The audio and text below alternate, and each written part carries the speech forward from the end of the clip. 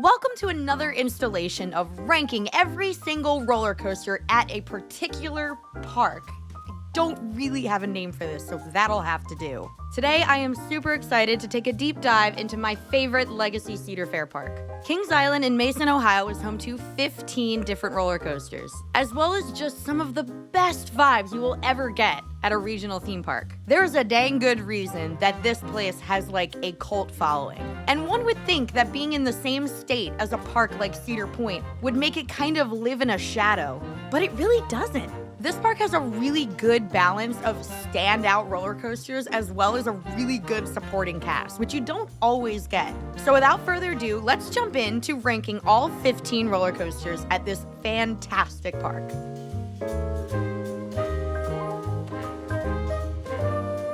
Starting off super strong, and no hate to this coaster, because it's actually pretty fun, but I'm gonna have to give the 15 spot to the Great Pumpkin Coaster. It's an E&F Myler family coaster that now allows adults to ride without having to have a kid. Thank goodness. I never stooped low enough for this ride to try to find a kid to ride with me, but I've since gotten the credit since they got rid of that rule. Solid little kids ride, not a ton to say here. We'll move on. At number 14, we have Woodstock's Air Rail, aka the Vekoma Hang and Bang. This coaster opened up in 2001 and has had 3 different names. In 2023, it got a whole new repaint, and now it kind of looks like a tree, where the supports are the trunk and the branches, and the track would be the leaves. It's fine and all, but it's not the most comfortable experience. And there's a lot of good stuff at this park, so at number 14, it shall stay. At lucky number 13, we are keeping with the Woodstock theme with Woodstock Express. This coaster opened up in 1972 and it was made by the Philadelphia Toboggan Company. Like the other Woodstock coaster, this has also undergone a few name changes. Personally, my favorite being Beastie to go along with the Beast. Love that. Kinda wish that was still the name. It might just be a family coaster, but like I said, it opened in 1972, which was opening year of Kings Island. It's one of only 2 coasters from opening day that are still operational. So for that, it's pretty cool. For number 12, I'm probably gonna ruffle some feathers with this one, but I've got Invertigo. I'm very aware that there are people who really love this ride, but I just can't get behind it. I feel like 5% of me is actually paying attention to and enjoying the ride, and the other 95% is bracing for impact. It's by no means the roughest Vekoma coaster out there, but it just gets to me. It's one that I routinely avoid and just let my friends go and ride while I just do something else. It's got a height of 131 feet, top speed 50 miles per hour, 3 inversions. And you know what? If I had to guess objectively what roller coaster at Kings Island will probably be the next to go, I'd have to say Invertigo. Up next at the number 11 spot, we have the park's newest coaster, Snoopy's Soapbox Racers. Crazy, I know, putting a kid's coaster ahead of a big old boomerang, but I'll take the family boomerang instead. I'm actually genuinely a fan of these rides. I'm so excited that we have some in North America now because riding them over in Europe was great, but I'm like, man, some of the US parks could really use one of these. I think it looks great, it rides great. Excellent choice, Kings Island. Now for number 10, I've just been informed that this roller coaster recently underwent a name change, but that would be Queen City Stunt Coaster, formerly Backlot Stunt Coaster, formerly Italian Job Stunt Track. Did I already mention that this park used to be owned by Paramount? Yeah, that's why there's been so many name changes. Anyway, this coaster was made by Premier Rides and it features 2 actually kind of punchy launches and great special effects when they work.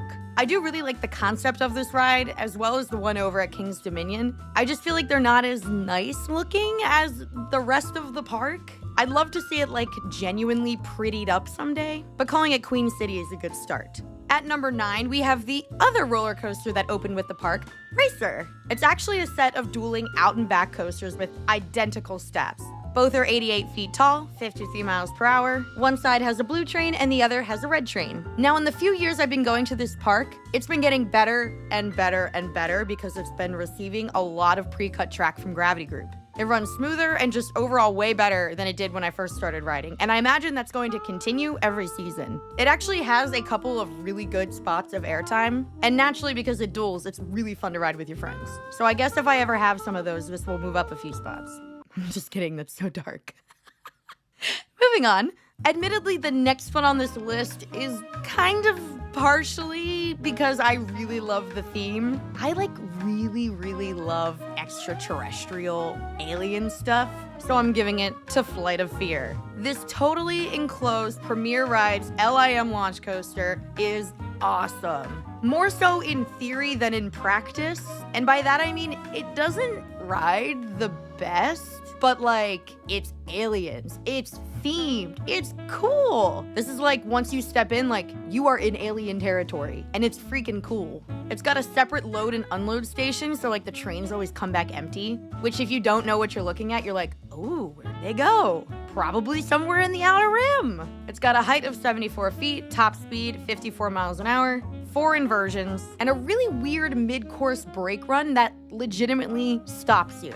Like a full stop. I guess that was like necessary. I don't really know because I've done other versions of this ride where that doesn't happen. I guess it's a cool sensation, but it would be better without it, probably. Like I said, not the most comfortable experience in the world, but it's always a must-do for me because I just love indoor coasters. Just passing the halfway point at number 7, we have Bat. This is probably the most grotesquely overlooked roller coaster in this park, and let me say why. The location that it is in is so tucked back in a place where most guests probably wouldn't even know to look that it typically doesn't have a crazy line, at least not in the times that I've gone. And it's such a good ride. This is a classic aero suspended coaster, which, different than most suspended coasters, the cars actually swing back and forth. And I cannot overstate how crazy that swinging actually gets. This thing is over 30 years old now and it is still kicking butt. It's got a height of 78 feet and a top speed of 51 miles per hour. So like, not crazy stats or anything, but the ride experience is fantastic.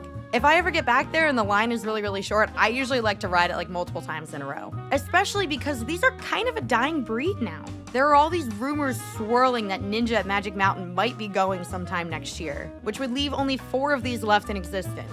I've done most of them, and Bat is probably my favorite. So prioritize that if you go to Kings Island anytime soon. Sticking with spooky coasters, at number 6, I've got Banshee. This is a massive B&M invert that took the place of the infamous Son of Beast. And when I say massive, I mean it. It's got a height of 167 feet, drop 150 feet, top speed 68 miles per hour, which is the fastest coaster we've talked about so far. 7 inversions, and the thing that really makes it stand out is that it currently holds the record for longest inverted coaster in the world at 4,124 feet long. So yeah, huge. So I like to classify inverts as either being like tight and very whippy or more like elongated. I would put this in the classification of a more elongated layout. I tend to prefer the whippier, more like tight, compact layouts more, but this is still a great ride. I really like everything that they did with the theming. I just wish it rode a little bit smoother. There are older inverts that do run quite a bit smoother. As far as I know, Banshee's trains are one of a kind, and the modifications are essentially what led to the shakiness. It's not bad, but it's not a ride I'm like, ooh, I need to marathon that. I do want to highlight my favorite part of this ride, which is the final inversion. It feels very different than anything you would normally get on a B&M invert, and I really enjoy it. Now, I know the next one out of 15 roller coasters being this high is kind of wild, but I stand by my choice. Number 5, Adventure Express. Hear me out if you've never done this before. It's an old, classic aerodynamics mine train. It is out of control. It will throw you all which ways, and you will love every second of it. Hopefully. I don't know, I've heard some people say, oh, it's too rough. But like, it's aero. Yeah, what do you expect? It's got an awesome layout and probably my second favorite theming in the entire park, after Flight of Fear, of course. Oh, and by the way, did you know this ride has a Coaster Studios Easter egg? Pretty cool. The way it ends feels like the way it should start, because you finish off with a lift hill with this really cool theming. All these dudes doing a really iconic dance that every enthusiast knows. And then it's like, boom, back in the station. Gotta love a good fake out ending. And I will just say this now, and this is kind of a blanket statement for Kings Island, period. This night ride is fan-freaking-tastic. The entire park is filled with some of the best night rides in the world. Like, if you're reaching the end of the night and you only have a little bit of time to get a night ride, I know everyone talks about the Beast, but like, there's like a lot of options that are almost just as good. And this is definitely one of them. So the next two I'm gonna talk about, I keep going back and forth on. Like, I can't really decide which one's 3 and which one's 4. But like, I kind of had to do this video, so I decided on Diamondback at the number 4 spot. This is a B&M Hypercoaster, opened back in 2009. It's got a height of 230 feet, drop of 215 feet, top speed 80 miles per hour. Tons of awesome airtime hills, and a splashdown. It's one of the few B&M Hypercoasters that have that more unique seating setup, and I actually kind of like it. There aren't too many parks that have both a B&M Hyper and a B&M Giga in the same park. And since they are in the same park, it's really hard not to compare them. And being the indecisive person that I am, I'll probably change my mind in 5 minutes after I finish recording this.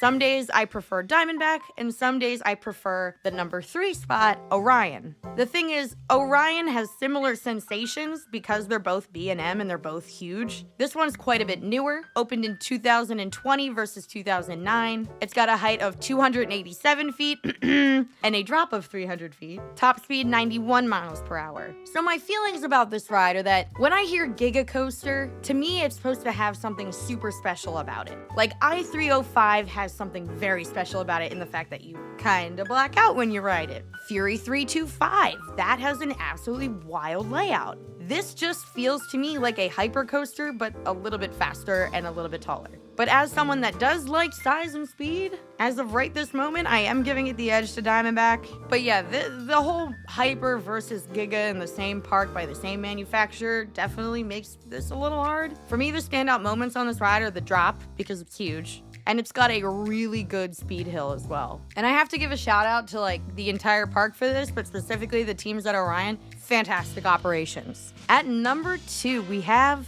the Beast. Upon my first visit to this park, I would not have had this so high. However, it has undergone quite a bit of retracking by the Gravity Group with their pre-cut track, and it runs fantastic. Now, anyone who's ridden this ride can acknowledge that it's very bizarrely laid out, which makes sense because this was made without the assistance of scientific calculators, computers, etc. Everything was calculated by hand, which is crazy. It's got a height of 110 feet, a drop that is larger at 141 feet, top speed 65 miles an hour, and a whopping 7,361 feet of track.